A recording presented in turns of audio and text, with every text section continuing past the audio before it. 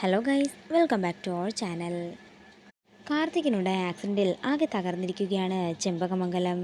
കാർത്തികിനെ ഹോസ്പിറ്റലിലേക്ക് കൊണ്ടുവന്നെങ്കിലും മീനാക്ഷിക്ക് തക്ക സമയത്ത് തന്നെ പൈസ അടയ്ക്കാൻ സാധിക്കാതെ വരികയാണ്. അതേസമയം തന്നെ അർച്ചന അങ്ങോട്ടേക്ക് എത്തുകയും മീനാക്ഷിയെ സഹായിക്കുകയും ചെയ്യുന്നു. പിന്നീട് കാണിക്കുന്നത് ഹോസ്പിറ്റലിലേക്ക് എത്തുന്ന രാജലക്ഷ്മി അമ്മ ജോത്സ്യൻ പറഞ്ഞതൊക്കെ മനസ്സിൽ വെച്ചുകൊണ്ട് മീനാക്ഷിയാണ് എല്ലാ പ്രശ്നങ്ങൾക്കും കാരണക്കാരി എന്ന് പറഞ്ഞുകൊണ്ട് മീനാക്ഷിയുടെ മുഖമടക്കി കൊടുക്കുന്നതാണ്. ഹോസ്പിറ്റലിൽ അത്രയും ആളുകളുടെ മുമ്പിൽ വെച്ച് രാജലക്ഷ്മി അമ്മ തന്നെ അടിക്കുമ്പോൾ ആകെ തകർന്ന അവസ്ഥയിൽ നിൽക്കുകയാണ് മീനാക്ഷി. അതേസമയം തന്നെ അർച്ചന മീനാക്ഷിയുടെ രക്ഷയ്ക്കായി അങ്ങോട്ടേക്ക് എത്തുകയാണ്.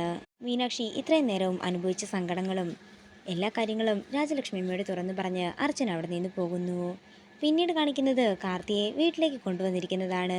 കാർത്തിയെ രാജലക്ഷ്മി അമ്മയും കൈമളും കൂടി നടത്താൻ നേരം അടുത്തേക്ക് വന്ന് കാർത്തിയുടെ കയ്യിലേക്ക് പിടിക്കുകയാണ് മീനാക്ഷി. ഇത് കാണുന്ന രാജലക്ഷ്മി അമ്മ ദേഷ്യത്തോടെ പറയുകയാണ്, അസത്ത്, എൻ്റെ കൊച്ചുമോൻ്റെ അടുത്ത് പോലും ഇനി നിന്നെ കാണാൻ പാടില്ല. നിന്നെ കാണുന്നത് തന്നെ എനിക്ക് ദേഷ്യമാ.